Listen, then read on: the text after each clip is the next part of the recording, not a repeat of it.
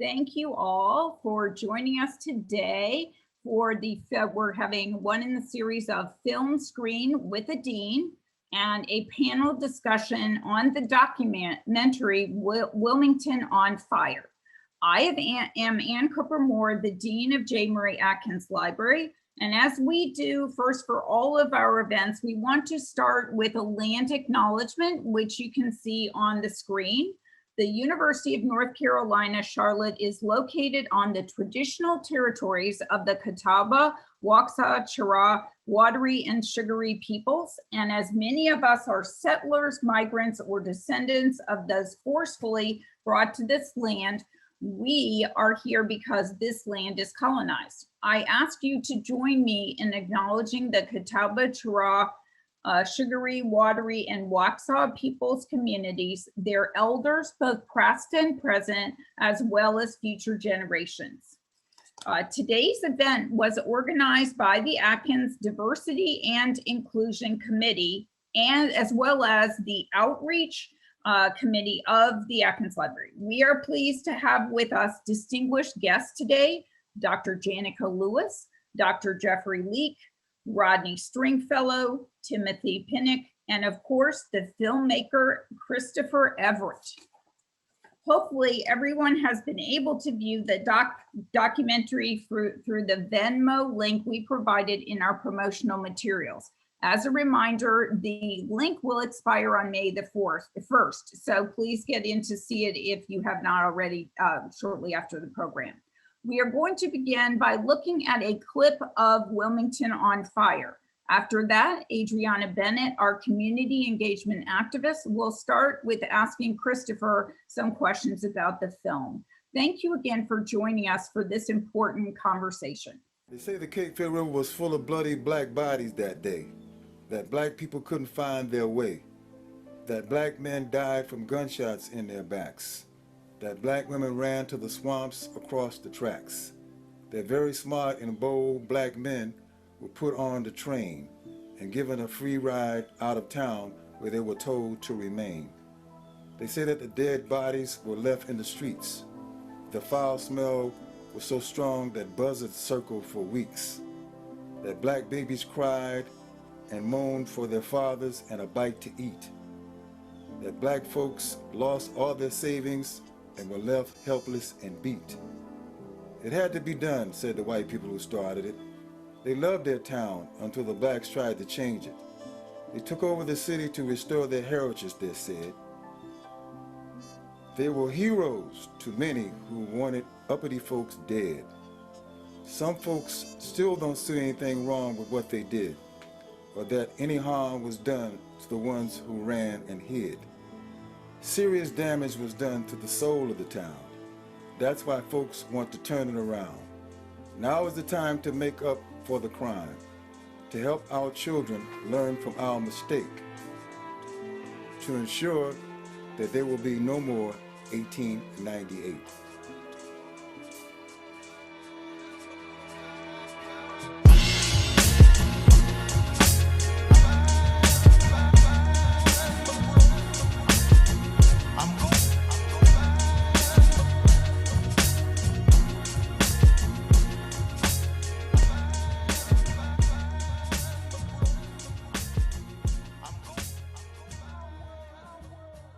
My name is Adriana Bennett, Community Engagement Archivist, and I'm here to introduce not only our distinguished guests, Rodney Stringfellow and Christopher Everett, but I will also be co-moderating the discussion panel towards the end. And I can introduce Christopher Everett first. Christopher combined his love for history and film to direct and produce his first feature-length documentary, Wilmington on Fire. Chronicling the Wilmington insurrection of 1898, the film has been screening nonstop since 2015 at various film festivals, museums, cultural centers, universities, and nonprofit organizations. The self-taught documentarian won Best Director, First Documentary Feature Award at the Pan-African Film Festival in 2017. The following year, he won the Cucolores Filmed in NC grant. In 2020, he won a research and development grant from the Southern Documentary Fund. Christopher was recently selected for Firelight Media's Documentary Lab 2021 to 2022 Fellowship. And I would like to introduce our panelist, Christopher Everett. Another one of our panelists who will be conducting the Q&A with Christopher is Rodney Stringfellow. Rodney Stringfellow is an educator and a screenwriter who has written on children's series for Nickelodeon, PBS Kids, Disney Channel, and Sesame Workshop. In 2012, he was honored with 2 Daytime Emmy nominations for Outstanding Writing, Animation, and Outstanding Writing in a Children's Series. Rodney is an adjunct professor in the Film Studies Department at UNC Charlotte, where he teaches courses in screenwriting, film history, and video production. He received the College of Liberal Arts Part-Time Lecturer Award for Teaching Excellence in 2014. And previously, Rodney taught screenwriting at Sarah Lawrence College in Bronxville, New York. Please help me welcome Rodney Stringfellow and Christopher Everett. Christopher, I'm so excited to get the opportunity to meet you. First of all, congratulations on such an outstanding film. Thank you. Thank you. I'm looking forward to the conversation today. Same here. Same here. So first of all, let me ask, when did you first hear about the Wilmington Massacre, and what was it about the story that drew you in? Well, the first time I heard about it, I was actually a young kid. I would say a young teenager. I'm from Laurinburg, North Carolina, born and raised. Laurinburg is, it's at that halfway mark of Wilmington and Charlotte, actually, straight on 74. And so me and my grandparents, we would go to Wilmington, almost every weekend to see my uncle who lived there for quite a bit of time. And he would talk about some of the history of the town and everything like that. But I didn't realize years later that I would actually do a film about this history. And then so when I went to college and moved to Atlanta, I would say about 2007, I decided that I wanted to do my first project, my first major documentary. And so I decided to do it on the Wilmington Massacre of 1898. I saw that no one actually had a feature-length documentary on the subject. And I felt like it was an important topic to discuss. There were, there was a few books out about it, but no one actually did a full-length documentary. And I said, you know what, why not me? And that's how I really, got into it. Excellent. And I'm so happy that you did, because for a lot of us, we learn history through film. Right. And if it's not on film, we don't know it. Right. So thank you for that. Now, how did you go from, wow, that's amazing, to I'm going to make a documentary? Yeah. And it's your first. Right. Well, I guess, I was still living in Atlanta at the time. I was in Atlanta from 2007 to 2010. Right. And back then I was about 100 pounds lighter. Back in those days, I started off doing acting and modeling, so that what really took me to Atlanta in the first place. Okay. But, once I got down there, decided I didn't really want to do that anymore. And I wanted to start making my own films. And so I decided to make this project, my first project. And so, I didn't really know what to do. So I pretty much got a whole bunch of documentary making books, and got on YouTube and just checked out people who made docs, just started watching documentaries in general, and just seeing what worked, what didn't work, what I like, how can I incorporate some of this into what I'm trying to do, and just try to find, the type of style and voice I wanted to portray on screen. And then it was time to put a crew together. And so I reached out to folks online, put ads on Craigslist, and I was able to connect with some folks that were very passionate about this topic and this project, just as I was. And so, we got a camera guy, film composer, editor, the whole nine, and some PAs, and we just went to work. I moved back to North Carolina in 2010, decided to really take this project head on. And, that's how we did it, man. And just, I wanted to make something powerful. I think Tariq Nasheed's Hidden Colors, it just came out. That gave me the confidence. And also a great documentary called Banished by Marco Williams. That also was an inspiration as well to tackle this documentary. So seeing those two projects really gave me the confidence, to really move forward with it, and just gave me a lot of ideas of how I wanted to structure this whole project out. Excellent. Now, seeing the film and reading about what happened on a certain level, for me, Mm. it's traumatic. And how was it living with that material? Was it hard? It was tough. It was tough. Researching for a couple of years, then going to actually filming for about 3 more years. And, a lot of stuff that you didn't get to see in the film because we had to, leave a lot of stuff out. So each person that we documented and interviewed, we probably filmed maybe about 6 hours with them. So it's like countless hours of footage, interviews and everything, and just a whole bunch of knowledge that we were soaking up. Even my camera guy to this day, he said, man, just doing this project with you, I learned so much. But it also weighed a lot on us as well, because they're sharing those intimate stories, especially direct descendants of some of the victims of the massacre, of sharing those stories that were passed down from generation to generation.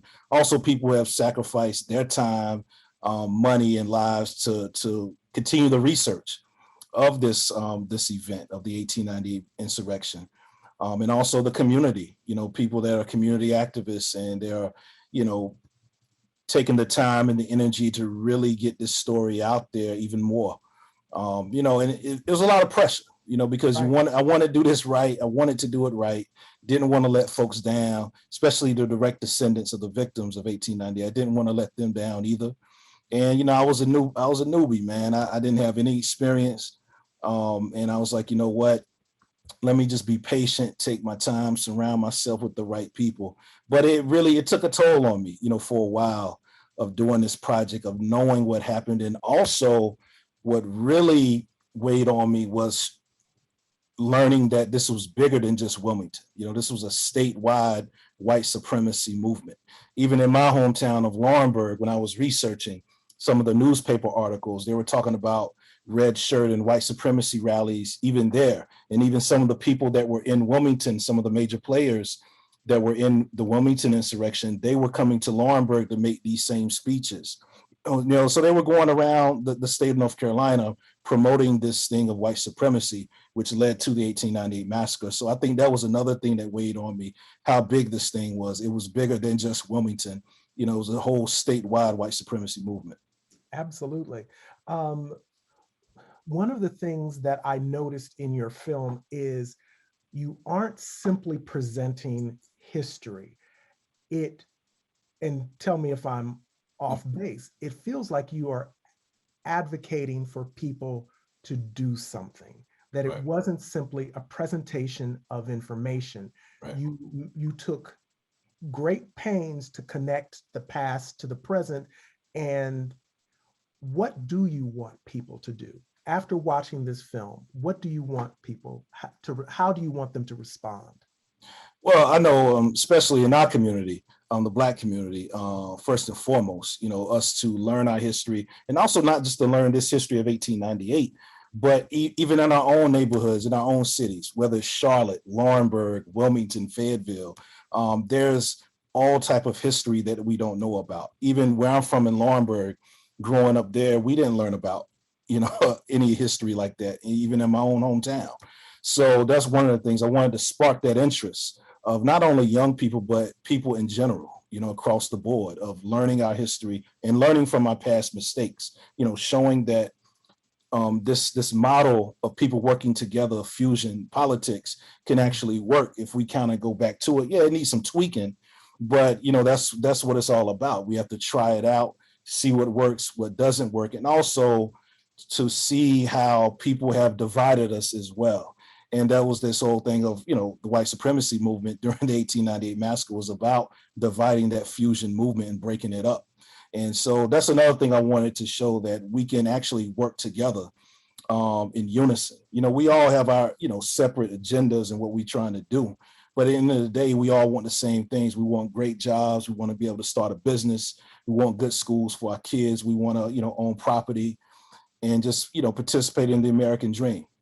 And so those are the things I really wanted to, for folks to take action on, and especially connect the dots to some of the things we see today as well. Right. Are you hopeful or are you pessimistic? I'm very hopeful. I'm hopeful, especially in regards to reparations. You know, we touch on that in the film somewhat. And I know a couple of years ago when they had the big congressional hearing on reparations during the summer, I think it was 2020, when Dr. Julianne Malveaux spoke with a countless number of other people as well, but she actually shouted out the film and, kept really telling people to watch the film, learn more about the 1898 massacre as well. And I never thought, in a million years that the film and its impact would really reach that level, so I think anything's possible. We're starting to see more people talk and discuss about reparations, about these type of events. 50 years ago, no one was trying to even talk about reparations. So at least we're having those discussions and more people are coming, to terms saying, you know what, this needs to be discussed. Reparations are definitely owed. Now let's see if we can actually do something with it. And so I'm very hopeful, man. I'm very hopeful. I never thought I even would make the film. I was just a guy from Laurinburg, North Carolina. No connection, no money, no resources. But we made it happen. So if I could do something like this, anything's possible. Yeah, fantastic. Now, I'm sure you've screened the film for the direct Descendants. What was their response? They loved it. They loved it. I know definitely folks like Dr. Lewin Manley, who's the grandson of Alex Manley, Miss Faye Chaplin. She's the great granddaughter of Thomas C. Miller, who was one of the wealthy African Americans in Wilmington, who was exiled from the city back in 1898. They love the film. They've actually done screenings themselves. Dr. Manley, he lives in Atlanta. He's done several screenings, and I think he may have some stuff coming up, since COVID is kind of dying down. I think he's going to actually do some more things in Atlanta with the film. And that's what I wanted them to do as well. I wanted this to be a tool for them to share their history and to also push what they're trying to seek as well, which is compensation, restitution as well, and also to educate folks about this event. So a lot of the Descendants are really loving the film and also just thankful to be a part of it and for someone like me to just help elevate that story even more. Excellent. Now, have you experienced or have you heard of any pushback or backlash from the Wilmington community? No, and that's the thing. I thought that was going to be the case when I was getting this project together. Like I said, a lot of folks have tried to attempt to make a documentary on the 1898 massacre, but they either stopped, ran out of money, or just lost interest. And so when I was putting this project together, coming to Wilmington almost every weekend or every other weekend doing stuff, whether researching or filming, people just kind of just said, he's just another person trying to do something on 1898. It's not going to amount to anything. And so once we got down the line and was ready to really premiere this thing at the Cucalores Film Festival in Wilmington, which is, a big film festival in Wilmington, I didn't know what to expect. Thought maybe 100 people, 200 at the most. Ended up bringing out, I think about over 600 people. And we still have that festival's attendance record still to this day. And so anytime we've screened over the years in Wilmington, the community comes out, they support.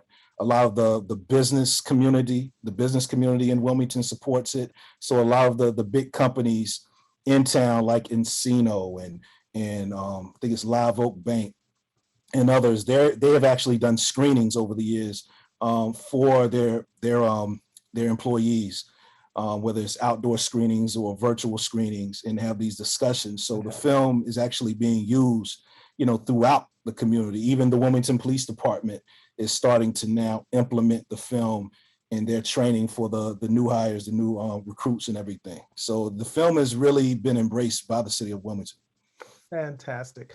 Now, you worked with and interviewed a number of independent researchers for the documentary. How did you find them, and were they automatically interested in jumping on board, or did you have to twist their arms? Well, everyone was very interested. Like I said, there's been several people that have tried to attempt something like this over the years, but it never panned out.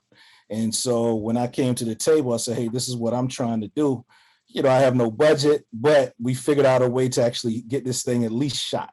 So if you can work with me, I'm gonna do my best to get this film out there and make the best film possible.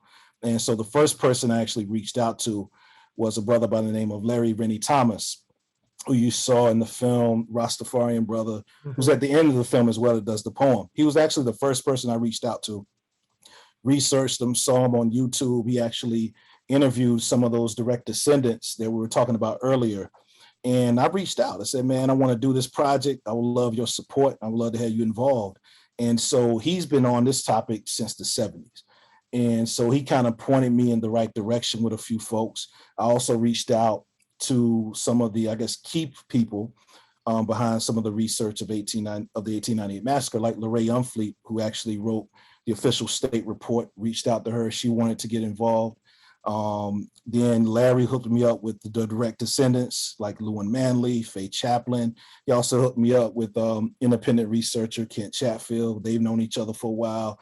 So Larry kind of helped me. I would say about 80% of the folks that you see in the film came directly from him because of his research and his skin in the game. And he's worked with all these people, such as Professor Sandy Darity as well. He connected me with him. And also Professor Darity worked on the economic impact aspect of the 1898 Race Riot Commission report as well. So I wanted to have a nice mixture of grassroots activists, scholars, researchers, authors, and also direct descendants to have a good, nice balance overall. Excellent. Now, are you working with Kent Chatfield on, I think he's doing a documentary about a massacre of Black North Carolina 3rd Army infantry soldiers. Are you working with him on that? No, no, I'm not working on that project. That's his solo project, himself. So he's doing that. I'm actually working on Wilmington on Fire Chapter 2. It's pretty much the follow-up to Part 1, because I didn't want to just show the history, because anytime I would show Wilmington on Fire, the first one, anywhere outside of Wilmington, people would make it seem like, well, what are people in Wilmington doing today? Are they just sitting behind and sitting back, letting stuff happen? Like, no, Wilmington is a beautiful place. Like, I even met my wife here when I first started coming to Wilmington. That's how we ended up meeting, got married last year. So, I love, thank you. So, the Wilmington community has always had a special place in my heart. And so I really wanted to show what individuals and this city is doing today to really try to right those wrongs and to move past the 1898 massacre. And so that's what Wilmington on Fire Chapter 2 is about. It's really to close out this thing, to show a better future for the city of Wilmington. So it's more of a verite style of approach, very different from Wilmington on Fire, the first one. So it's more of an observational verite style of approach because it's set in the present. So we're showing the grassroots movement that's been going on since last year with a lot of the George Floyd protests that happened and started last year. Also the rise of a new Black entrepreneurial class in Wilmington. It's a couple. They just opened up earlier this year a Black co-working space, Black-owned co-working space downtown Wilmington. So we've been documenting their process. And also another young brother, he's actually launching a mobile Black history tour. So we've been there through his whole process of getting the bus, getting all that stuff together, fixing it up, figuring out the whole tour process and everything. So we're showing these different individuals and what they're trying to do to really bring Wilmington forward. Okay. You've mentioned a couple of times, I wasn't going to ask it, but you mentioned it a few times, someone asked, you said you had no budget. How did you make the film with no budget? And did your circumstances change for Wilmington on Fire Chapter 2? Oh yeah, they totally changed for Part 2. but yeah, the first one, I always tell filmmakers, that first film that you do is always your hardest. It's tough. After you get that first one out the way and you do what you need to do with it, the funding and everything else is going to come with it. But it's so hard to imagine that when you're trying to tackle that first project. I couldn't get any grants. First of all, I didn't know how to even write a grant proposal. So what I did was I ended up moving back to North Carolina first, end up getting laid off from my job. And so that forced me to just stop talking about doing this project and really put those words to action. So I said, you know what, let me move back to Laurinburg. Laurinburg is still close, driving distance, about an hour from Wilmington, and I can go ahead and do this. So I took my savings, man, and just invested in myself and used all my savings to get the ball rolling. Everyone knew that there wasn't a budget, but everyone was willing to work for little. Food and all that stuff, that you can kind of work out to get folks to work with you, because everyone knew this thing was important, and everyone wanted to be involved and to make it the best film possible, and that's what happened. And so I was able to do that, use my own savings, did a crowdfunding campaign to kind of help with some stuff, for about $4,000. And then after that, got everything shot, but then I realized I needed money for post-production. And so I'm figuring out, trying to know how to do that, but out the blue, you never know who's watching. An NBA player reaches out and wants to get involved. David West, he's retired NBA player, David West, reached out. He actually was following, me for a few years, because even though I was filming, I still was doing my best to promote the project, So I said, you know what, I'm gonna do what I saw a lot of indie rock stars and indie rappers do over the years, where they're on the radio, promoting their albums, promoting their singles, even though their album might not come out, they're still promoting singles and building that anticipation up. So I said, I'm gonna do the same thing. I'm gonna reach out to different blogs, podcasts, whoever wants to talk to me about this project and history, I'm gonna get on it. And so he saw a blog, Mark Anthony Neal at Duke University. On his blog, he wrote a couple of pieces about my project, about what I was doing with it. And David is an avid reader of that blog. And see, that's the thing, man, you never know who's reading certain blogs or anything. And so he reached out to Mark and said, hey, is this project out? And he said, nah, I don't think so, but I'll reach out to Chris. And so Mark connected us, and the rest is history. David wanted to partner with me to get this thing out. He knew I was already finished with it. I just needed the post-production help to wrap it all up. And that's how we were able to finish this thing. And ever since then, it's just been support from all over the place. Now, even with Wilmington on Fire Chapter 2, we've gotten a few other celebrities involved. Hillary Burton Morgan from One Tree Hill. She used to be an actress on One Tree Hill. Her husband is one of the big stars on The Walking Dead, Jeffrey Dean Morgan. Both of them are involved in helping with Wilmington on Fire Chapter 2 as well. And so we're working on some things with that. Like I said, we're about 80% done with filming, with everything. Grants are coming in, funding's coming in. So it's all because of, the work we put in with the first one. And it was all a grassroots effort, self-distribution, doing screenings, countless screenings around the country, and making that sacrifice and effort. And, and it all paid off. Excellent. Okay. I'm afraid to death I'm going to run out of time. So I got to ask you about Grandmaster Vic Moore. Yeah. Okay, so this is another documentary project that you have going on. Why don't you tell us about that? Well, yeah, Grandmaster, the Vic Moore story. Great project. I actually started that project, I would say, about 2 years after I finished Wilmington on Fire. Mm-hmm. But Grandmaster Vic Moore, he's a martial arts pioneer from the 1960s. One of the first Black champions, when karate became a professional sport in the 60s, from the USKA, started by Robert Trias. Robert Trias is kind of considered the father of American karate.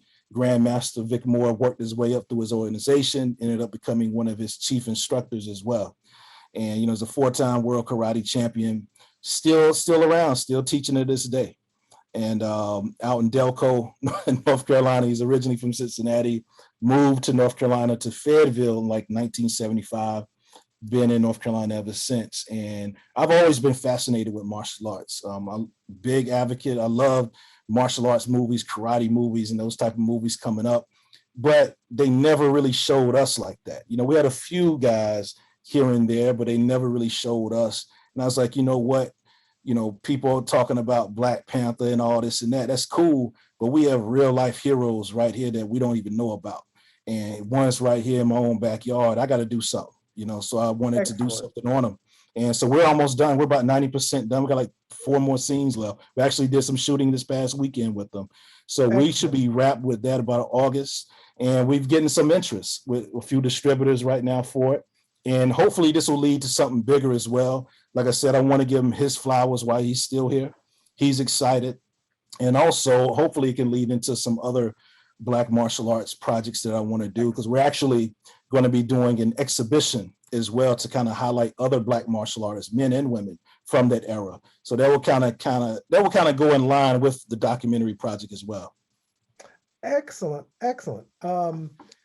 Now, I'm excited about everything that you're talking about. What's the connecting tissue between Wilmington on Fire and Grandmaster Vic Moore? Like, they seem to be different subjects. Yeah. What connects them? I would say, hidden history, history that's not mainstream. And that's what, I've wanted to build my production company around, talking about stories that aren't a part of the mainstream and making them a part of the mainstream. I think we accomplished that with Wilmington on Fire. People were talking about the 1898 massacre, but they weren't talking about it like they are now. When I first started filming, I think we had a major hand of helping with that. And also even with Grandmaster Vic Moore. I think once we get this project going and out there, I think people are really, really going to talk about him even more. And so those are the type of stories that I like to do. And also, I like things about North Carolina history as well. Grandmaster Moore has been here since the 70s. He's a part of North Carolina history. I think those are the two things, North Carolina history and also that untold, untapped history as well. I think those are the projects that I like to do. Excellent. And I'm in love with everything that you are doing. That is awesome. What important things have you learned that you think young filmmakers who are trying to follow in your footsteps, what do you want them to know through your process? I would say, the door is wide open. Gone are the days of us having to move to Hollywood to get attention. Like I said, celebrities, hit me up all the time now. I live right here. I'm in Durham, North Carolina, what I'm saying? So the internet and the access to these type of projects are open now. People can check me out on Amazon or whatever, and they'll reach out. People will find you. And that's one thing that a lot of times filmmakers, they feel like they have to rush to LA or these type of places. No, you don't have to. You can be right where you're at. I did Wilmington on Fire living in Laurinburg, North Carolina. So it don't really matter where you're at. It's about that story and can you produce a high quality product, on a very small budget, because you're not going to be working with a lot of money up front. No one's going to give you a whole bunch of money, especially with your first couple of films, but you can still make a high quality product, tell a great story as well. And documentary is easier to me because with narrative, a lot of times, they want you to have some type of names, actors in there, but docs, it's all about the story. Right. You don't have to have name actors or talent like that. If you have a great story, that's all that matters. And people are loving documentaries now, more than ever. And so I would, that's what I would tell, up and coming documentarians is that you'll be surprised what's around you as well, just in your own family, your own neighborhood you grew up, your own town or city. There's history all around you. There's a great story all around you. And also just take advantage of a lot of the software, editing software, camera equipment. If you can learn how to do your own shooting and editing, oh man, you'll save a whole bunch of money and you're one step ahead of the game. And so that's the thing that I wish I would have done first, was learn more about editing, learn more about cinematography as well, because now I probably would have been a whole lot better instead of spending all this money hiring, DPs and stuff. But, it's cool. But I would suggest that to folks that kind of learn those skills early on and learn them and, just continue to grow with them as well. Okay. This is going to be completely unfair, but when you are, it is. When you are next in production, do you take on interns? Do you take on some production assistants if there's like young filmmakers who are looking to get on?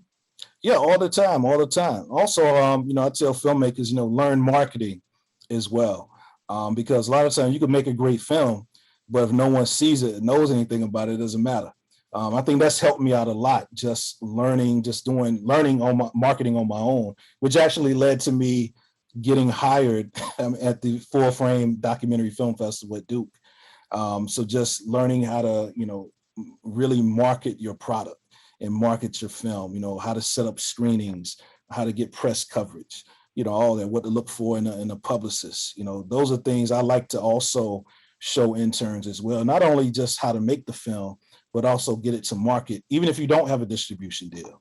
A lot of times filmmakers get caught up is they feel like if they don't have a distribution deal, they can't do anything. That's not the case at all. There are plenty of aggregators out here and platforms where you can really have your film out and have it looking like it's an actual major distributed film. I work with key art designers that design posters and stuff for major studios. And, we try to have our stuff looking like we're coming from Warner Brothers or Lionsgate or some of these big studios, so we can compete, out here with the big guys. And people can do that, and you can do that. So a lot of times I try to show interns that side of the business as well, about marketing and promotion and setting up screenings and how to do those certain things as well. Okay, excellent. Adriana, I don't know how much longer I have, but before I open up a whole new line of questions. Am I good? You have about 12 minutes. Okay, excellent. So after your next two documentaries, are you interested in staying in the world of documentary films? I've dabbled a little bit with narrative. I've been producing some things as well. I actually produced a narrative short for a friend of mine. It's a film called The Black Baptism. It's a sci-fi Afro-futuristic. Yeah, I'm one of the main producers behind that, The Black Baptism. Yeah, so when you see the credits and logo, you see the Speller Street Films, that's me. Okay. And so I've always had an interest in that type of genre anyway. And so Stephanie Diane Ford, who was the writer and director of the project, reached out. And I said, I like this script. And she said, hey, we can shoot this for about $5,000. I said, that's it. I said, let's do it. So I helped her, with the financing aspect of things. And, the rest is history. It's been in a lot of film festivals since last year. I think it's in River Run that's coming up in Winston-Salem in a few weeks as well. And so that's one narrative project. And also it's a couple of other narratives that I'm actually going to start helping produce as well. So I'm trying to get more on the producing side. Directing narrative is still kind of foreign for me. It scares me a little bit. I'm not comfortable with directing a narrative yet. But you can't be scared of anything. Yeah, you don't get to be scared. You're right. But I want to do more of producing anyway, across the board, whether it's documentary or narrative. And because I'm gonna, after these couple of projects, I got one more documentary after these two that I have to do for Preservation North Carolina. We're actually doing a 3-part documentary on the history of Black builders and architects in North Carolina, and that's a big one. And we're actually going to start that late summer. And so that should be out like next year as well. So after that one in Wilmington on Fire 2 Grandmaster, I'm going to kind of chill from directing a little bit and focus more on producing some docs. We got a couple other doc projects that I want to do, bring in some other new talent, some other talent that I know that's more experienced a little bit, and want to do some projects with them and work with some other folks, and also help produce some narrative stuff as well. So yeah, definitely narrative. I want to do more of that, but it's probably going to be more of a producer type role with it. Okay, excellent. Now, focusing back on Wilmington on Fire, was there anything that you learned that surprised you? Because you, as a native son of the state, you had heard the story. Right. As you researched, was there anything that you learned that made you, what? Right. I would say, I think one, just why did we learn this growing up? In school, that was the first thing. Like, man, why didn't they teach us this? Everybody who worked on this project that was from North Carolina said the same thing. Why didn't we learn this history? That was the one thing. And then I would say second, just how calculated this thing was. It wasn't spontaneous. It was a calculated move of white supremacy. And, it was different levels to it. You had the federal, the levels of government, you had politicians involved, business people, military, the whole nine, so the levels of it really shocked me, because when you just first, hear about the 1898 massacre or just kind of glance at it from afar, they make it seem like it's just something that just happened out the blue. Yeah. They don't talk about the strategy that was put in place and how this is very calculated. I think those are the two things. that really shocked me. And then I say the third one was hearing those personal narratives from people like Dr. Manley, of him, sharing about how his grandparents met. And also after when they left Wilmington as well, how their lives were different, living in Philadelphia as well. So hearing those personal narratives that you might can't find in certain books, it's coming straight, from the grandson or granddaughter, that was passed down to them from their mom. I think those were the three things that really, took me by surprise. Right. Now, there are a number of very prominent architects of the massacre who not only, and this is one of the interesting things about the massacre, is that it happened and the people who were the architects of it, they prospered because of it. Right. What do you think about removing monuments or letting people know who these folks are, or what they like, taking them off the pedestal? Right. Yeah, I totally agree with taking them off the pedestal. And we're starting to see a movement over, with that, especially since last year. We started to see an uptick of people saying, you know what, we need to remove these markers or put what they really did on these markers. Because, after the massacre happened, a lot of these people that were behind the massacre, a lot of them became philanthropists. They donated money to a lot of major universities and other causes, not only in North Carolina, but throughout the United States. And so those people really, immortalized them with monuments and naming buildings, after them. But they always would leave out, about 1898 or their role in the whole white supremacy movement, during this time as well. And it wasn't until years later, that people started, researching or started finding out about these things that, this stuff about them being, this great person, really wasn't that true. They might have become a great person later down the road before they died, but, they had played a major part in the whole white supremacy movement and that whole ushering of Jim Crow in the state of North Carolina. So I think we definitely need to put these people down from the pedestal and really start talking the truth, man, and really put people that really need to be up there on the pedestal. Right.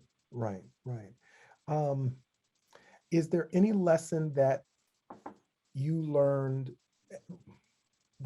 any advice that you could give to today's activists, people who are very much interested in making change in the political or the social arena today?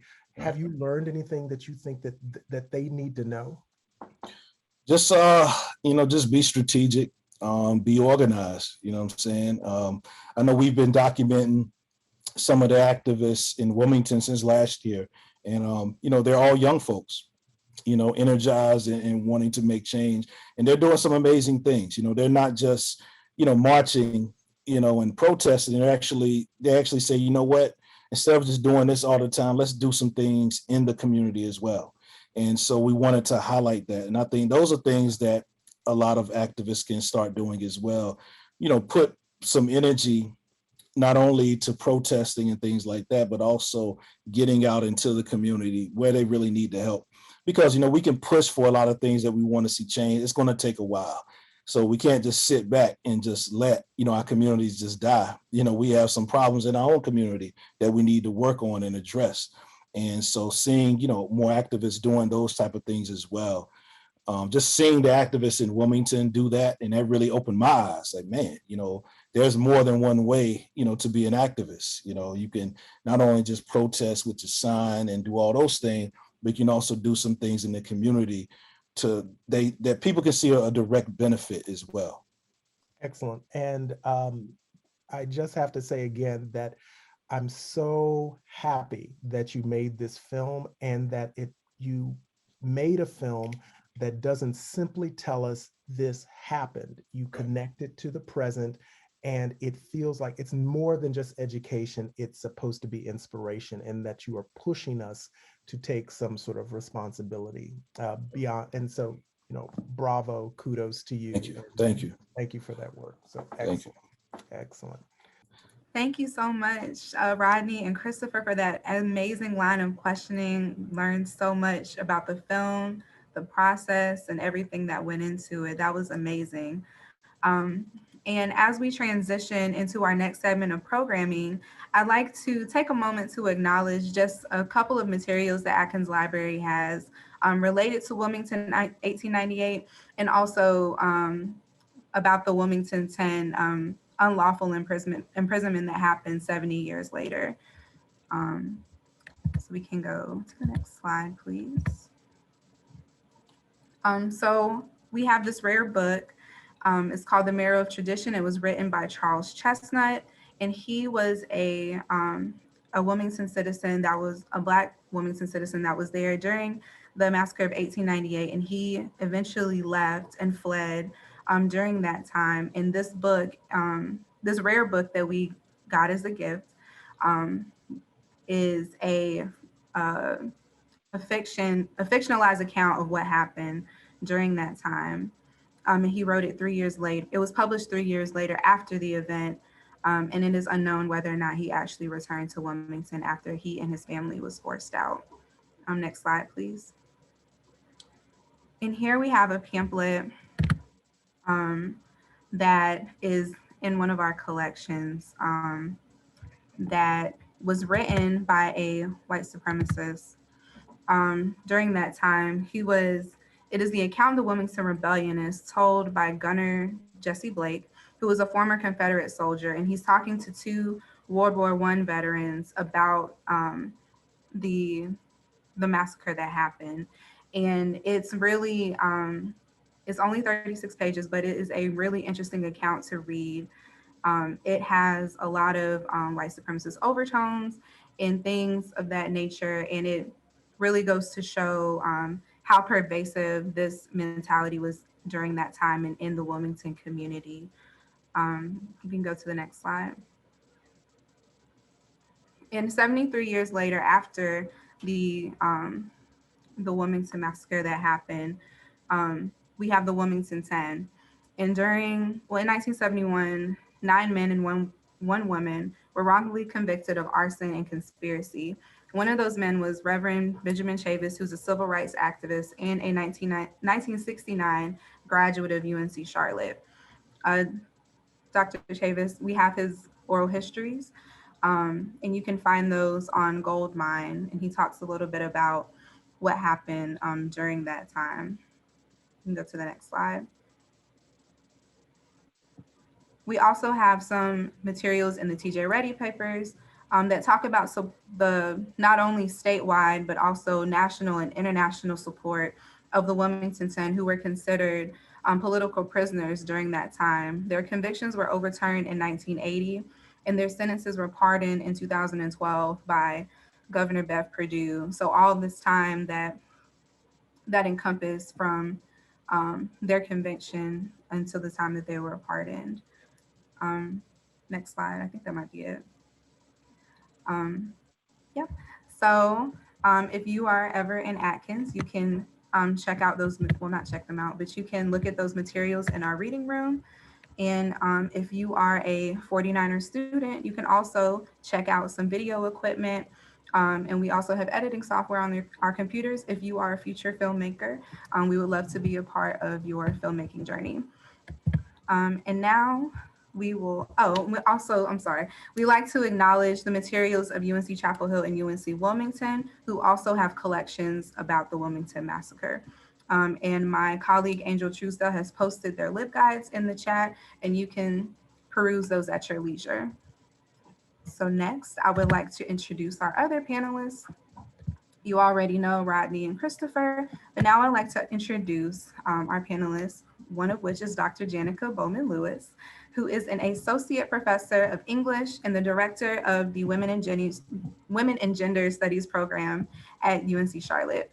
And she is also the interim director of the Center for the Study of the New South at UNC Charlotte.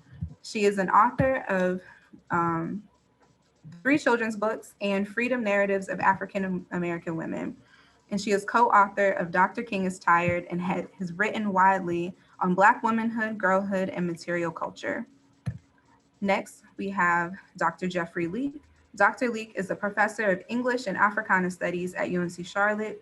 He has served as president of the faculty and held other leadership positions.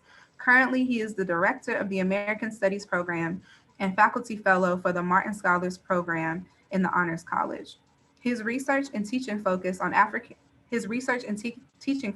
on African American literature.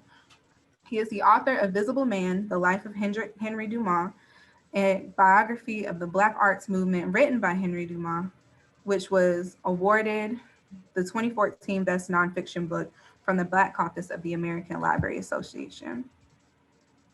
Last but not least, we have Timothy Pinnock. Tim Pinnock is an accomplished researcher, popular national speaker, and author of the book, Finding and Using African American Newspapers. He is owner of History and Genealogy Spotlight, a business specializing in assisting libraries and individuals in identifying new and used African American books relevant to the African American research process. Pinnock is also the lead researcher for the New Hanover Community Remembrance Project, a group of local residents formed with the primary objective of organizing a community soil collection project through the auspices of the Equal Justice Initiative. In November of this year, soil will be gathered at or in proximity of the sites in Wilmington, North Carolina, where 8 verified victims of the 1898 coup d'etat lost their lives. If you could please help me welcome our distinguished guests and panelists. Oh, and Tim, can you talk a little bit about the New Hanover Remembrance Project, please? Okay, thank you for the opportunity to share a little bit. I say you guys covered it fairly well. I said we're a small nonprofit group. We're not a 501c. We're not big. Just a small group that was kind of cobbled together for that express purpose of conducting this soil collection ceremony. And these ceremonies were put together with the Equal Justice Initiative, Brian Stevenson's organization out of Montgomery. So we're working in conjunction with them. And it consists of a duplicate set of jars, which is really neat because we fill 2 sets of jars. One stays locally, which is wonderful. And then the other set ends up going to Montgomery to be displayed in the Legacy Museum on the shelf. And as the group evolved, what happened was our objectives expanded, which was interesting. What happened was I think really what happened is they finally had a genealogist in their midst, right? And they decided to take full advantage of them. And so what we looked at and what we truly felt, which is the truth, is that we felt that there was a need to include really all the residents of Wilmington in 1898, because in essence, they all were victimized. Everybody that was there was a victim. And so we had an expanded victims list. So that's what we're doing right now. We're in the process of trying to recruit volunteers to assist us in locating every and all descendant of anybody we can validate was in Wilmington in 1898. And so we're looking for assistance from all quarters. We're doing some very strategic stuff. Like recently we did some outreach to genealogy and historical societies in across North Carolina, in Philadelphia, where a pretty large number of people went, the society there, in New York City, in Brooklyn there, and then also in Whitesboro, which is that place for, I don't know how many people are familiar, if you're not real familiar with 1898, but that was a place that was formed by a former congressman at the turn of the century for Blacks only community in New Jersey. And that's where a fair amount of African Americans went in the first decades of the 20th century. So we just now put some outreach to them, let them know what we're doing. Hopefully we'll hear from them. That's amazing. So the jar that stays local, where does the jar go? That's a great question. We pretty much have, we can put it wherever we kind of want to put it. For example, there's a group, we just had a meeting Tuesday, and we were discussing that we just discovered that a gentleman here is trying to get a African-American culture museum built. And if that happens, it'll be a couple years down the road, but we're thinking that might be the ideal place to eventually move it. But before that, we're just looking again at different places. The Cape Fear Museum looks like a promising place. And then, I mean, even the public library, we might end up putting it like on a rotating maybe display around, because we're going to have it in a place where we can, compartment where we can move it around. the community, almost like the moving wall, right, for the Vietnam Wall type of thing. So that's kind of what we're thinking right now. Got you. That's exciting. We look forward to seeing the development of that project. Thank you. Thank you. So I can start with our first question that we have, but I would like to say to the audience that if you have any questions, feel free to type them in the chat, and then some of our colleagues will get to the questions. So the first question is, this event has been called a race riot, a rebellion, a revolution, a massacre, and a coup. What are your thoughts on recent efforts to change the narrative and the language associated with this event? And anyone can answer in any order.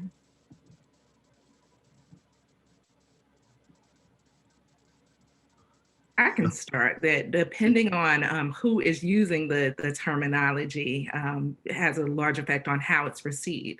And so the recent memorialization, the street marker, named it a coup. But when we also think of, the massacre, who died, who were the agent of that terror and that violence.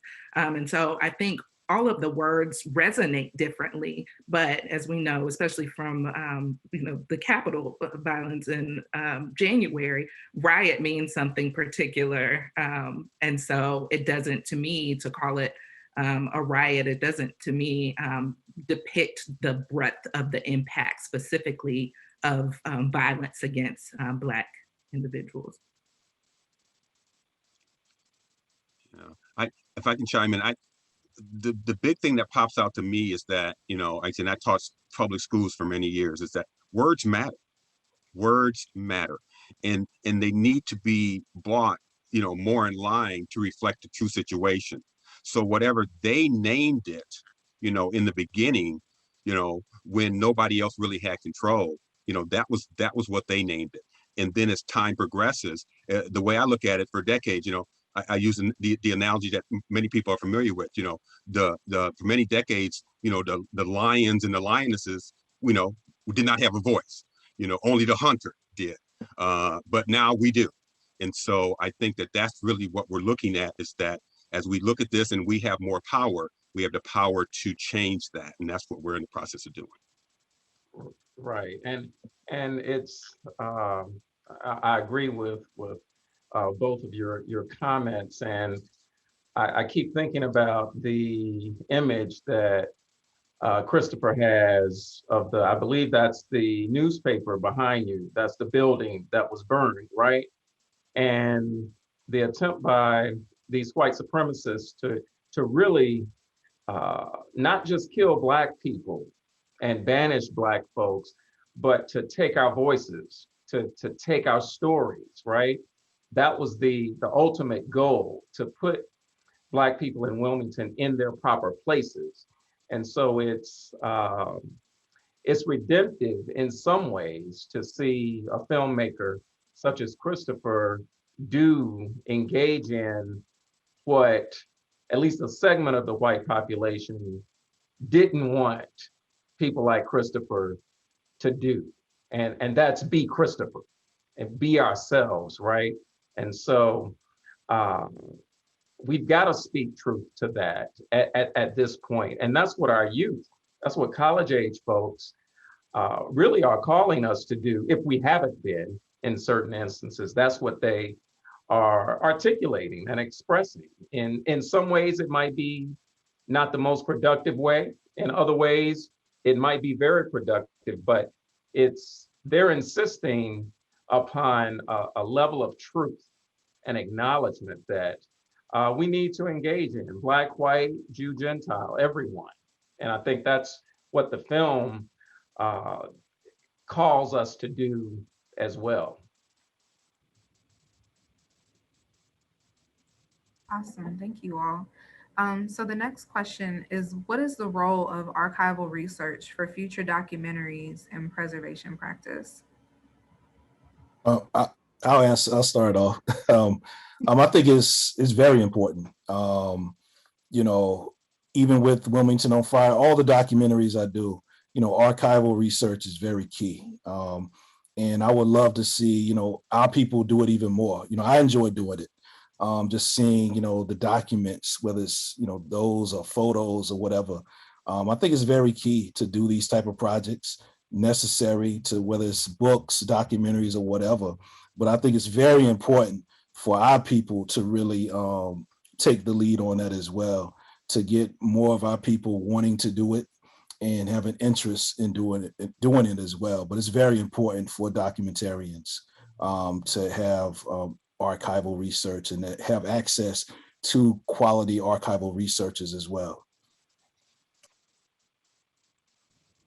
And also thinking about what's in the archive, Adriana, I was so glad that you all showed, the variance of what is here. I teach the Mirror of Tradition, 1901, as you mentioned, and the book was not received well. It didn't sell well initially. In the first few years, only sold a few thousand copies, and people did not want to see or weren't ready to see those stories. But the ones that get erased, and another reason why the documentary is so important, you see that, family papers, that legal papers, that fiction, all part of that archive to show us that it's not just one dominant story that gets kept or preserved. And there are all ways that we can come back to stories, and archives are so extensive. And so, the archive is definitely significant because one little detail can tell a story that, mainstream papers aren't telling. Right. And to Dr. Lewis's point, there's a moment in the film, I can't remember her name. I think she's either a descendant of Manley or Miller. And she talks about how a letter that her grandfather or great-grandfather wrote, and it's now in the state archives in North Carolina, but she had a copy of it. And you could tell all the emotion that was welling up in her as she read the letter for you, Christopher, and people making the film. But for her, it was confirmation that her great-grandfather was somebody, and that his life meant something.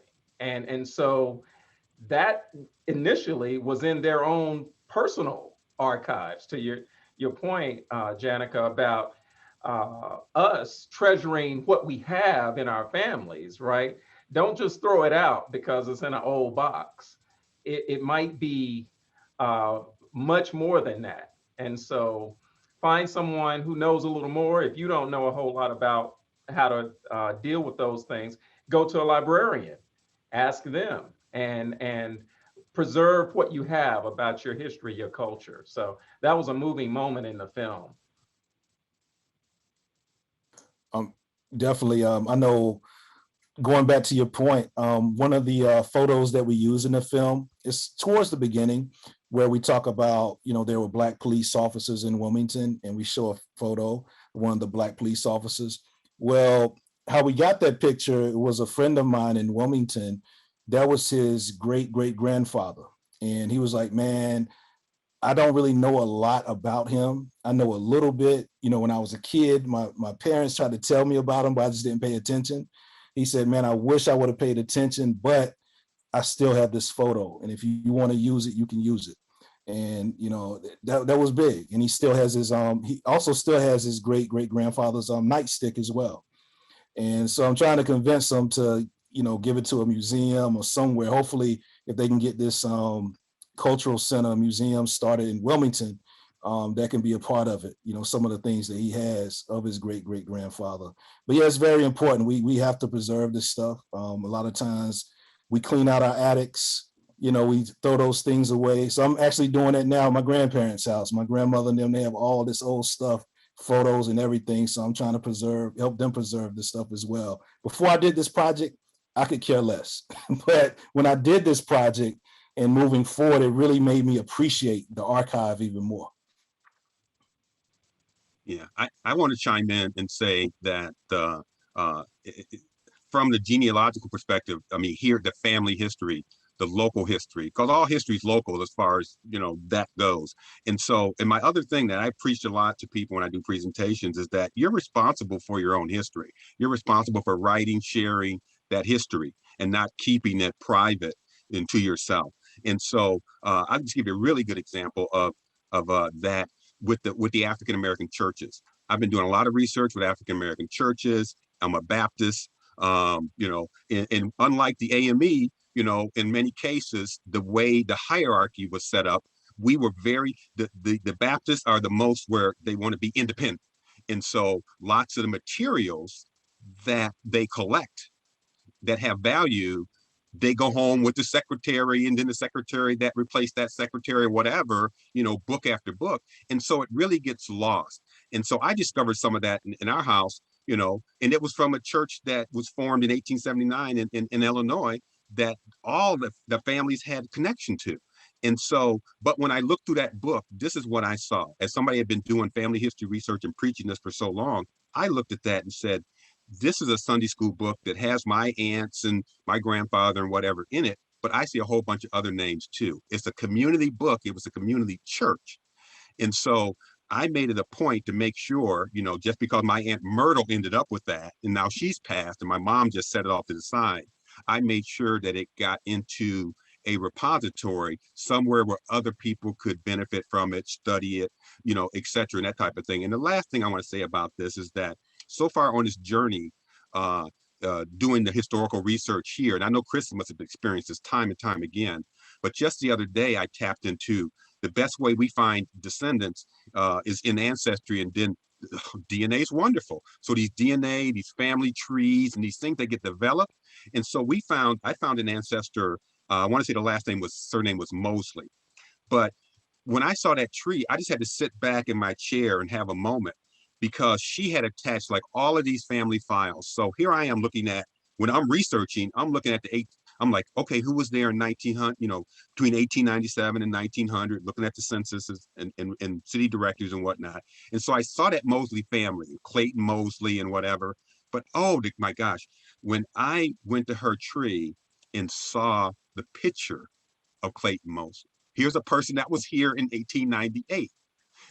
That community that needs to be shared, that was part of that community, and that's really what we're pushing, and hopefully others will push, is for people to share that information and share that collective story with their local communities.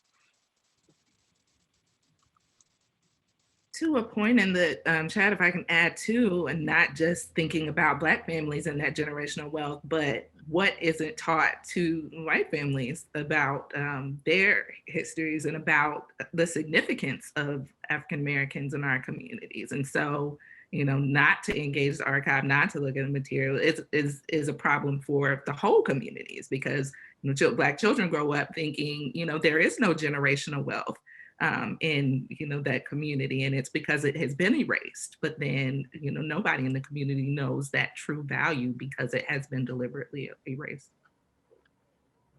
And that was what was refreshing, I think, about the independent researcher, Kent, that his first name, right, who sort of, you know, was a reminder for me, and I think for many whites in the South, that, you know, there is a way you can be true to the story, acknowledging the ugliness of it in many instances, right? And in doing that, that can be liberating. It doesn't mean you have to be or that you are what people who came before you were in some ways, but that's it's easier to say and harder to do. But I think that's the kind of individual and self-reflection that this American story of race and colonialism requires us to do. And if, you know, you compare us to a country like South Africa, for example, neither country is perfect, but through their truth and reconciliation process, they at least acknowledged in a formal way much that occurred there along racial and racist lines. We've never done that as a country, right? And that's why you have all the mythology around Southern monuments and, tributes to a past that never existed, but people have had the opportunity to shape those, to continue those myths and narratives about white supremacy and Black inferiority, and never really been checked on it from like the government standpoint. And so the truth will hurt often, but it's a requirement. Absolutely. If I can piggyback on that thought, that the goal of documenting history is not to make us feel good, it's to tell the truth. And so much of what is packaged as history is propaganda, or it is designed to further a cause. And when I talk about this subject, this is not about me or us telling our story. It's about telling the story. It is telling the truth. And it doesn't, that all of us should be able to understand and accept. We have people or ancestors who did things we did not like. And if we can accept that in our own family, why is it that it is so problematic for us to accept that as a country? And that unless there is truth, there can be no reconciliation. And the idea that we're going to simply paint over it and pretend moving forward is doing all of us an enormous injustice. I agree. And the interesting thing about the Wilmington story, of course, is that such promise existed, right? In terms of the interracial cooperation, and not that it was perfect, but they were modeling a way of engaging across racial, economic, and class lines that had the coup not occurred, probably would have positioned Wilmington in a much different way for the 20th century even, right? So it's both, it's the best and worst of what can happen in a community, right? 1898 and prior to 1898.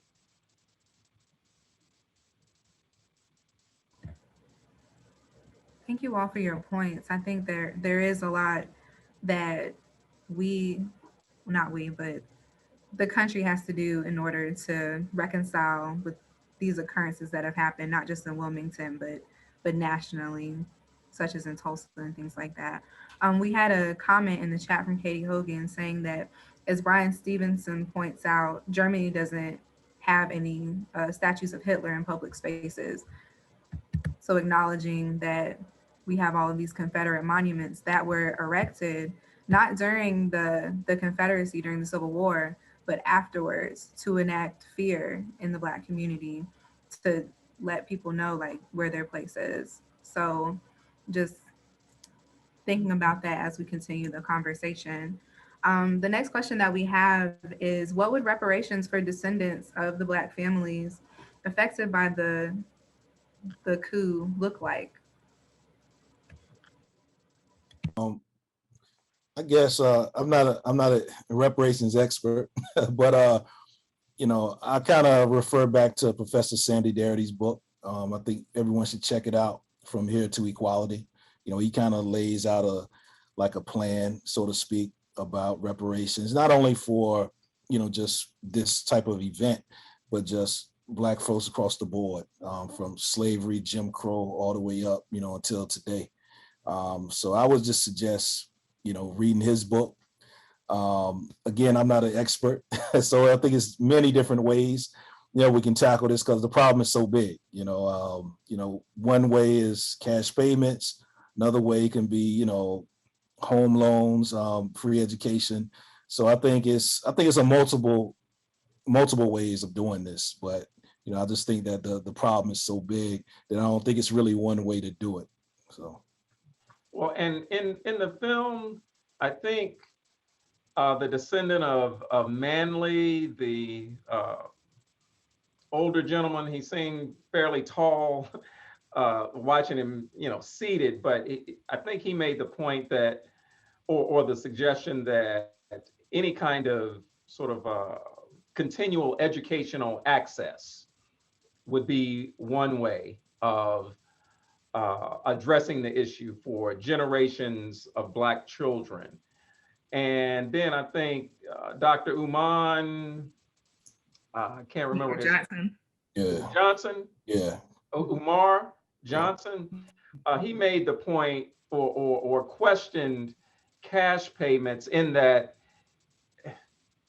he was questioning whether, if you get something once, you may or may not do, I guess, the most beneficial things with it. But given the dubious legacy of slavery and Jim Crow, whatever it is should be in perpetuity, that it should be visited upon generation upon generation, and that because that's how you build generational wealth.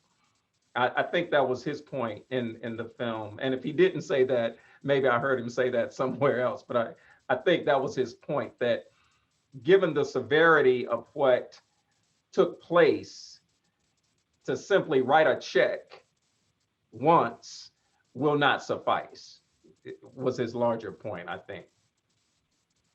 I agree with that. And even as we think about current conversations about reparations, Asheville and also Evanston, Illinois, which is tracing back to African Americans who were redlined in a certain period of time, what would they have had access to, had it not been for harmful policies? And so in the film as well, thinking about that educational access. So Descendants having access to, North Carolina and beyond universities, but also tracing back to had they been able to keep the property, had they been able to profit from the businesses that were destroyed. And so not that just one number can be put on there, but there are numbers that can be traced to had Black families been able to continue to prosper, this is what they would have had access to that, they didn't, by the destruction of lives, property, business, et cetera. So all of it,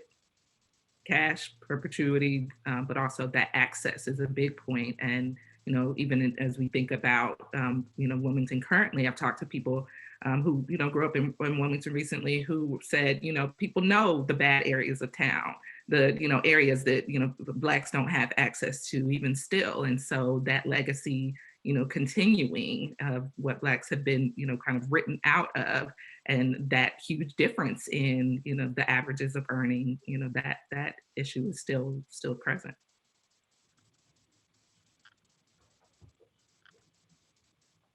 Yeah, I think I chime in and say, excuse me, that like echoing what everybody said, it's obvious that it's going to be a complicated and involved process, and an imperfect, with an imperfect outcome, right? And so not everybody's going to be satisfied, but that's the real world, that we live in. I think what's disturbing to me is the delay in starting the dialogue, because what sticks in my head is looking at Ta-Nehisi Coates in Congress, just talking about reparations, talking about it was an educational journey to just educate Congress on what the issue was. And already you were seeing the fire and brimstone and all these complaints about what he was doing, and about how it couldn't work. And Ta-Nehisi Coates just kind of looked at him and said, all we're here asking for is the beginning of a discussion. So we can't even get the discussion started with y'all. So that's the thing that's really disappointing. And hopefully, again, with the things that have happened in the recent time, that'll move us more down the road to at least we can start in the halls of Congress with the damn discussion. Absolutely. And Captain Flynn in the chat says, anything more fair than giving them the deed or title to the property that was taken from them, and even calculating the value of those properties and those businesses right now. But that would require somebody to give up something. And so that's the piece that nobody wants to talk about. What has to be given up in order to restore any form of what might look like equity or justice. And whether they don't want to admit it or not, I'm sorry, you know what it is? It's ill-gotten gains, people. It's ill-gotten gain. You ain't giving up something that you ended up getting rightfully. Right. It's not your, it's ill-gotten gains. On it. Right? And in the film, it was revealed that those properties were actually, they were embezzling money from the bank to pay for the mortgages. So I think that's the interesting thing about this event in comparison to, you know, reparations on a larger scale. Reparations for slavery is kind of like an overhead kind of thing, calculating costs and inflation, but this has actual numbers on it. It's something that can actually be calculated. So the difference, and some of those properties still exist. If no one has any other comments, we can go on to our next question. What has been Wilmington's current government reaction to the film and to the public attention brought to the massacre of 1898? And you all, well, Chris can talk about the current government reaction that he's seen, but anyone else can talk about reactions to the film from maybe people in your lives, from your students, anything like that. Well, I guess, you know, from the government, government really hasn't, you know, said too much. You know, we didn't really care about that. We were just coming in and to do what we do. And, but like I said, you know, the Wilmington Police Department, they've actually had a couple of things happen since last year. But before then, you know, they were actually trying to implement the film somewhat in their training, you know, through the education process of some of the new hires. But the community as a whole, you know, they've really embraced it. Like I said, we've done countless of screenings throughout Wilmington, even on a virtual scale as well since the pandemic. You know, we've still been doing a lot of screenings. People have just been reaching out to me, you know, different organizations saying, hey, man, we want to put something together, you know, at the park, do an outdoor screening, socially distanced. Can we do it? I said, yeah, just let me know and I'll be there, you know, to do a Q&A possibly. So the community has really embraced the film. I didn't know what to expect when I first put out the film, but it's been nothing but love, you know, throughout the whole city of Wilmington. And that's why, you know, I really want to do this part too, to really show, you know, what the city is still doing today. You know, different citizens in Wilmington are really trying to push, you know, this new movement of really trying to bring this whole fusion thing back together somewhat, you know, with a little tweaking, you know, here and there in Wilmington. So yeah, but to answer your question, it's been a lot of support from the city.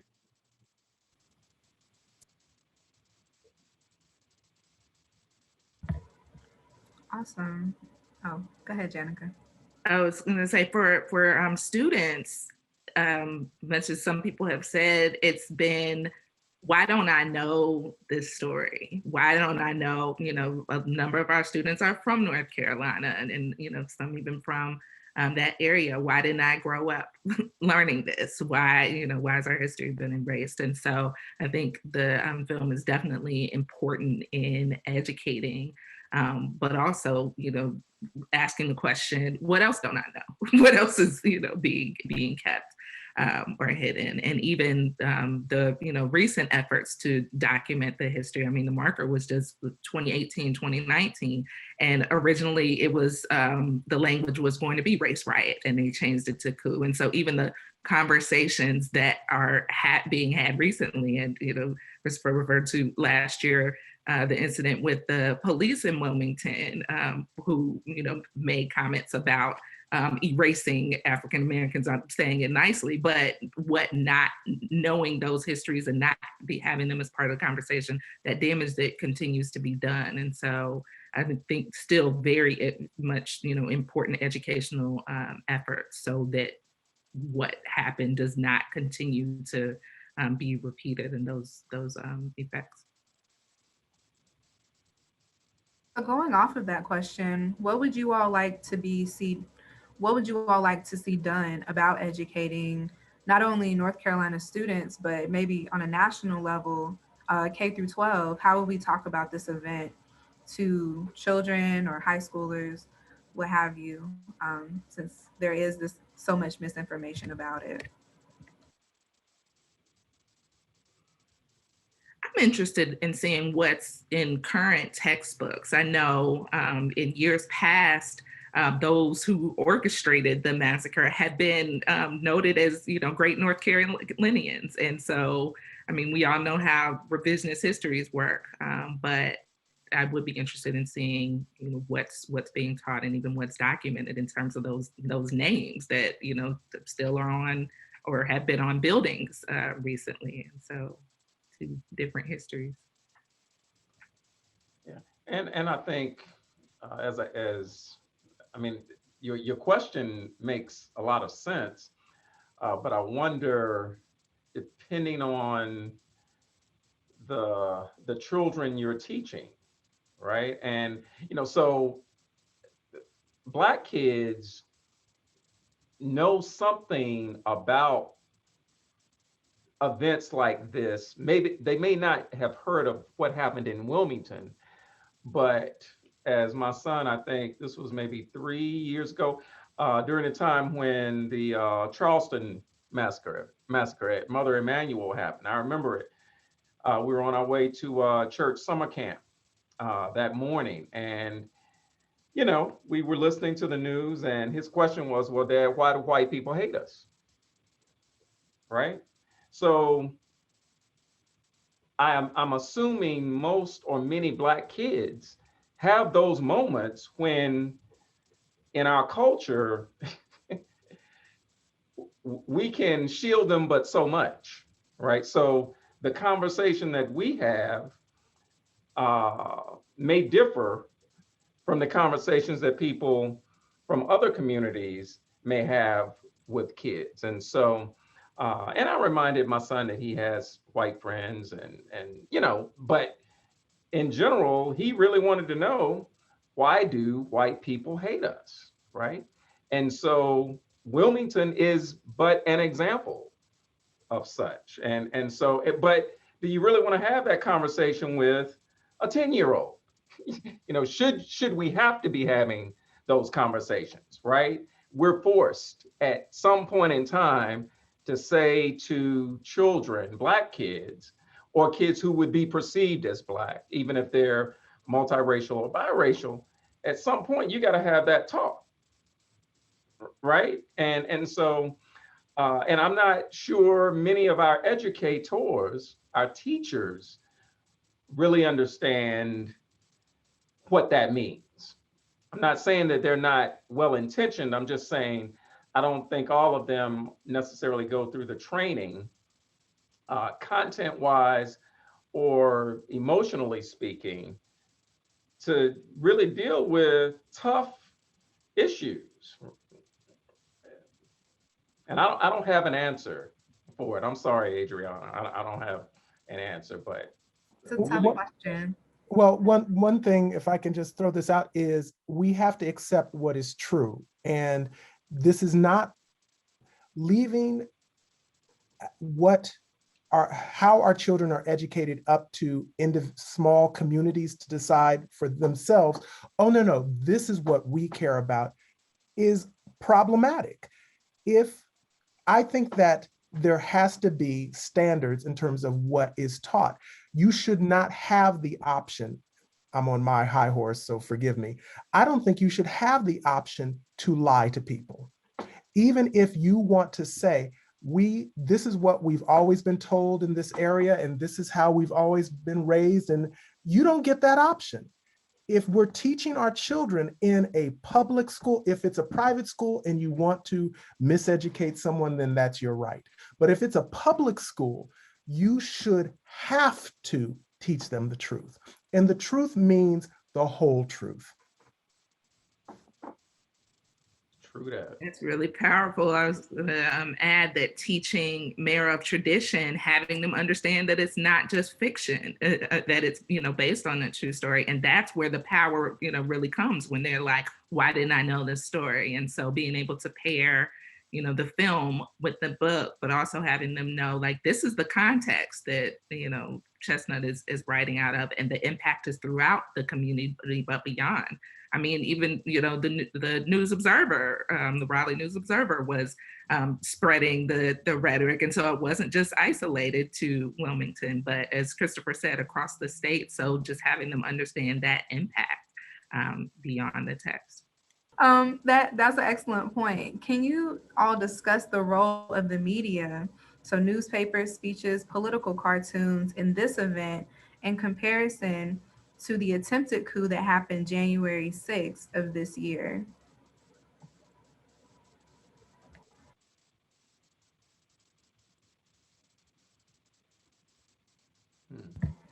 Don't everybody talk at once. Could you say the last part of your question? Could you discuss, oh, sorry. Could you discuss the role of the media, so newspapers, speeches, and political cartoons in this event in comparison to the attempted coup that happened January 6th of this year? Because the Wilmington Massacre is heralded as the only successful coup in US history. So comparing those two events and the role that media plays, although it looks different today, how media played a role in inciting both of those events. Well, I think the media back in the day as well as today, it plays a role. It plays a role in society, and it not only amplifies certain voices, it serves power. And I'm not saying that every journalist or every media outlet is corrupt. I am not saying that at all. But they are able to thrive because they serve those who are in power. And so we shouldn't be surprised when the newspapers or the cable news or whatever tend to favor certain political flavors. It's that really shouldn't surprise us. So I think one thing that we have to educate ourselves and our children about is to recognize that the press may strive for objectivity, but they're human and they're going to be swayed by money, by influence, by fame, by all of those same things. So, and so I don't look to the media to be perfect. They're not. I applaud them when they strive to do their job well, but I think that we have to accept the complicity of the media in whatever is going on in society, because they're members of society as well. Right. And with I think it was Alexander Manley, the publisher of the Black newspaper in Wilmington, he understood the power of the press, and so did the white supremacists who burned the building down, right? And one of the things he had done, of course, at that point in time, Black men were often characterized as a danger or threat to the sexual. We were often accused of having violated white women in the late 19th century, early 20th century. And he published or wrote about how wrong white folks were for accusing Black men of being sexual predators, right? And he paid a dear price for that, he and his family. But he understood the significance of not challenging that stereotype about the Black man as sexual predator. And so he paid a dear price, and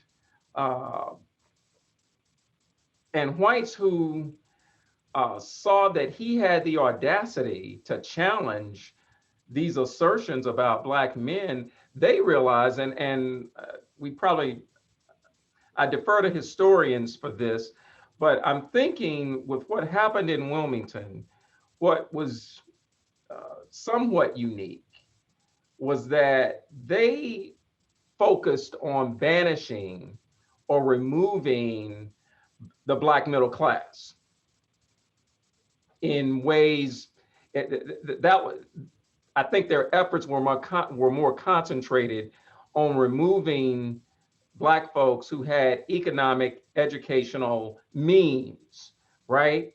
Not that people on the lower tier were not struggling, but they wanted to keep them for obvious reasons so that they could have cheap labor. And so what they recognized then, I think white supremacists today recognize, and that is if you can control the narrative, in some ways you can control reality, right? If you can convince people that the sky is really pink, even though we know it's not, if you can convince them of that, then you pretty much have them at your beck and call. And that's what our challenge is, to your point about telling the truth no matter what. And that's what we're all called to do in either large ways or small. But I think from 1898 to now, there's a pretty adept understanding of what can be done using the media. We have more media means, right? But they understood it to a limited degree, or a more limited degree back then, because this was a Black man who was publishing a newspaper and influencing scores of people, not just in the Wilmington area, but perhaps, or probably, further north and further south for that matter.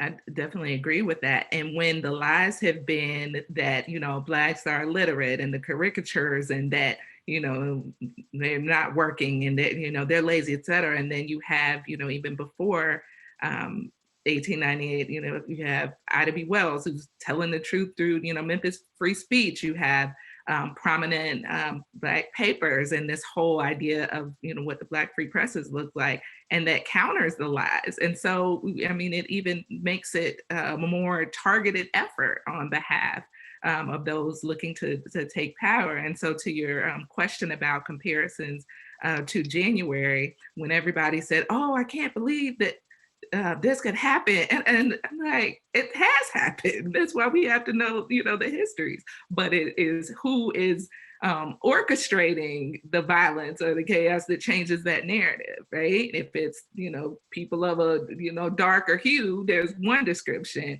If it's, people who, traditionally hold power, it's looked at as, individuals, or this small group, or this small, so though the differences I saw is in how it's described in terms of who is orchestrating the violence. And, we still see that, we continue to see that. Yeah, I think I'd like to add that to answer the question is, I think that the two events, or two times, they're unbelievably similar. They really are. And I think I have I'm thankful to have a little better perspective because of when I wrote or researched for my book on Black newspapers, finding and using. So I looked at a lot of newspapers and did some comparisons and different things. And one of the things that struck me, that came out to me, because I didn't know that, was as I looked at the old books when I'm trying to research Black, or what newspapers existed and all that kind of stuff, I'm opening these books, and some of the more prominent descriptors of the books were Democrat or Republican. Right? And that was just up front. And so the political part was drilled right into the listings for them. And so that was really significant to me. And that was like, oh, wow, interesting. And so you've got a paper that's definitely, they're going to carry this news, they're going to carry that news. And so that really got me. But what I saw there, and then what I see 120 some 30 years is I felt like the guardrails were off back then, because, hey, we're a Republican paper, we're a Democrat paper, you read what you want to read or whatever. And I think that the guardrails kind of came back on in the 20th century to a certain degree, where they kind of restrained themselves. You look in the 30s and 40s, whatever. You still had those papers, and they still were owned by certain people, but then you heard the words more conservative or liberal, right? You didn't hear, they took away that political distinction.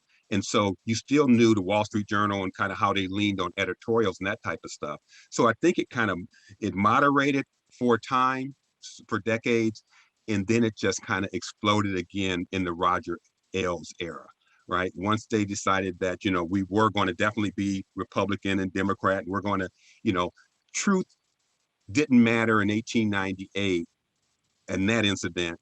And then when we fast forward, you find again, we're having the problems that we're having because again, truth doesn't matter in 2020. Right. So that kind of goes into our next question. And we only have about 8 minutes left. So I'll try to open it to audience questions.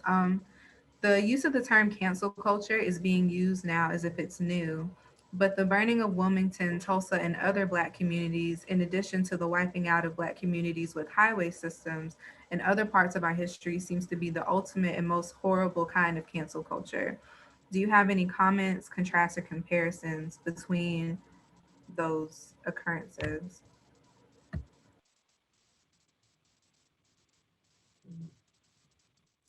I guess in regards to Alex Manley, when he wrote, published the controversial article. But when I talked to Dr. Lewin Manley, his grandson, he was also saying that there were some talks even back then that did he actually write the article, but it came from his paper, so he had to take the blame for it. And I guess he kind of went through that whole that so-called cancel culture phase, where they pretty much used that, as an excuse to actually do the massacre. Even though they were going to do it anyway, they needed to find that one type of thing to use it as an excuse to move forward with their plans. And a lot of people blamed him for it as well. Not only, the white community, but several folks in the Black community blamed Alex Manley for publishing that article and standing by it. And so that whole thing of cancel culture, he definitely experienced it even back then. And, even I guess till he died, even when I talked to Dr. Lewin Manley, he felt that his grandfather pretty much blamed himself as well, thinking that if he wouldn't have published that article, that this massacre never would have happened. But he didn't understand that it was different levels to it, and they were actually calculating to do this anyway. But yeah, so it makes me think about Alex Manley and what he went through during the whole 1898 massacre, this whole thing of cancel culture. And the other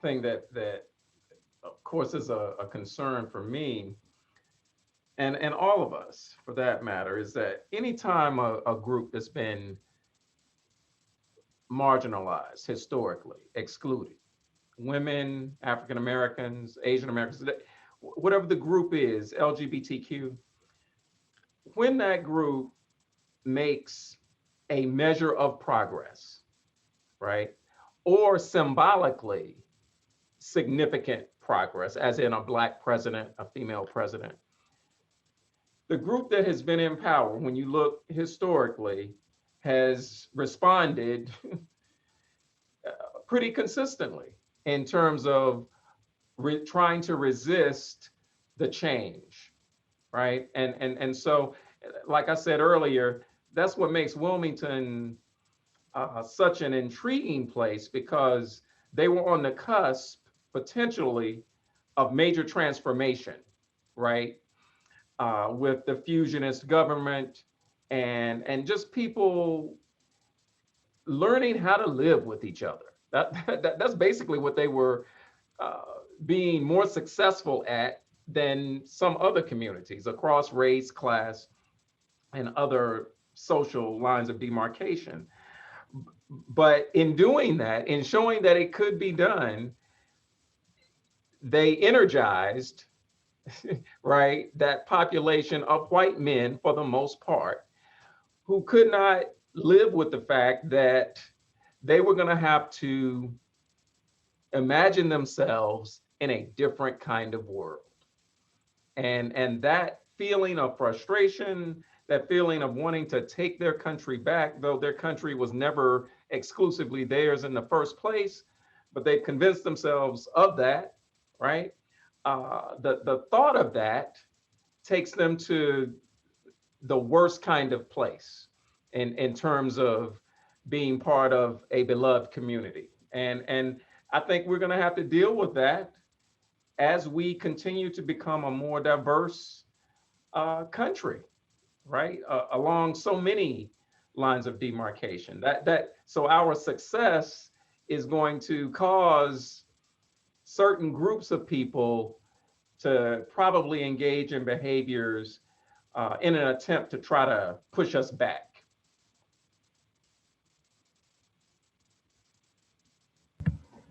So we have a question in the chat, and it asks, how do we make it clear in a succinct way that there was a switch in political parties from then to now?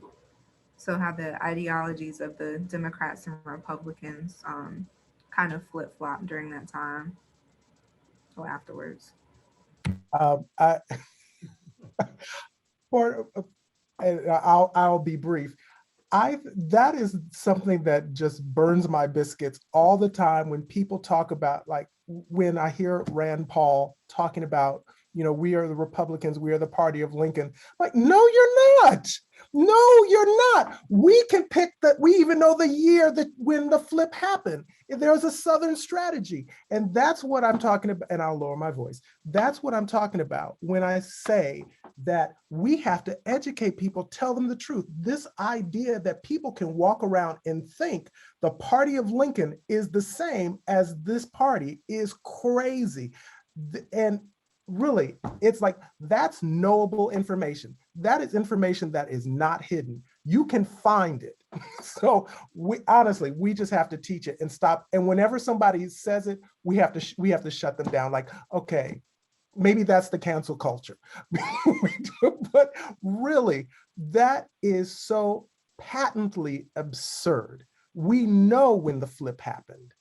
So I'll shut up.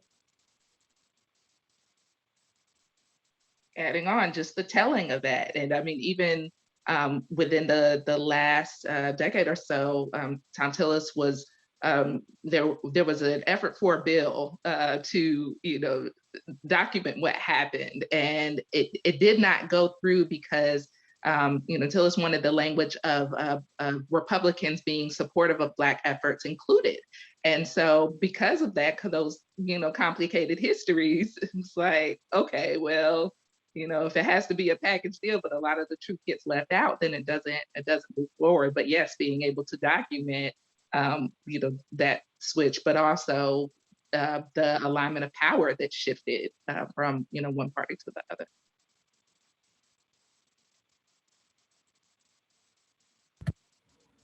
Awesome. So we have like 5 minutes left. So I'll ask maybe 2 more questions.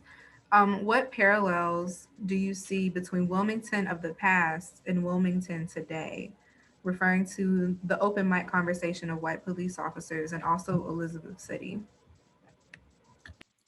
Oh man, the parallels are very similar. I know, last year with the whole thing with the police officers was going on, this is around the same time, we were documenting a lot of the protests that were going on downtown Wilmington as well.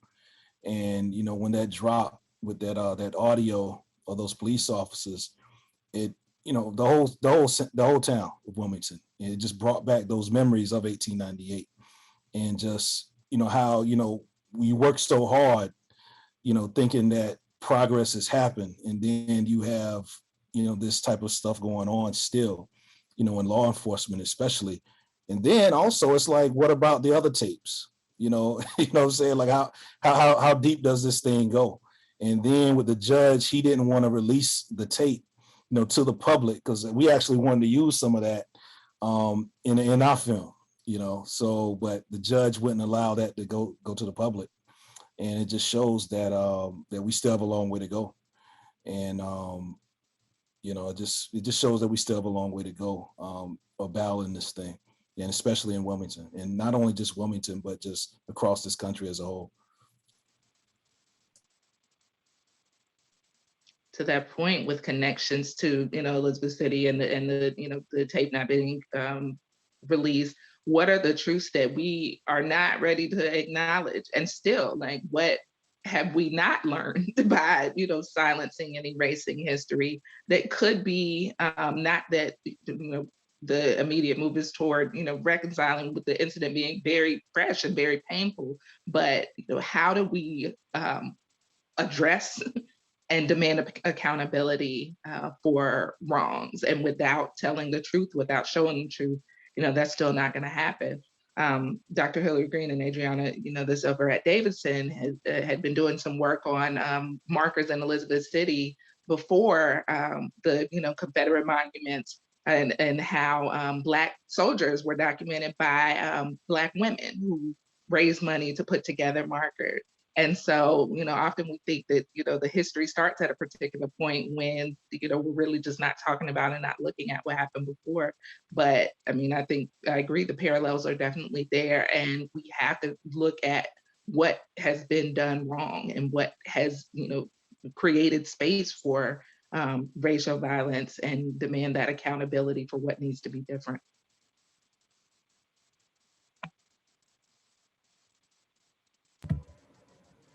Thank you both for that. And I'll leave the last 3 minutes for any reflections that the panelists might have about this conversation. I also want to put a blurb out there that the Democracy NC will be screening the video again through May 13th in case anyone was able to see it. And my colleague is going to put the link in the chat. But if you all have any final closing thoughts, that would be great. I just want to say, thank you again for giving me the opportunity to be on your platform. I lived in Charlotte for a while. I actually went to school. I didn't go to UNC Charlotte, went to King's back in 2001, 2002. And I lived in Charlotte from about 2001 to about 2007 before I moved to Atlanta. So, Charlotte is another home to me. So, I'm glad that you guys wanted to put this program together and having me a part of it as well.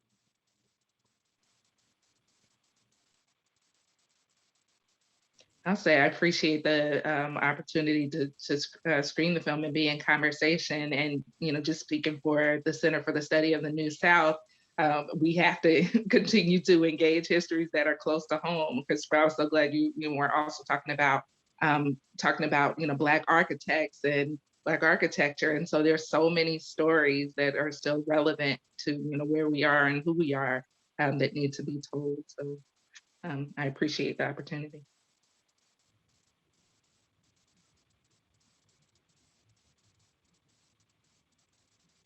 I'm just going to quickly chime in and say this was awesome. I really appreciate it. Met some interesting new people that when I'm in the Charlotte area, my nephew and his wife just moved down that way. So now I've expanded my list of people that I may come call and have conversation with you guys. So it's been wonderful. I enjoyed it.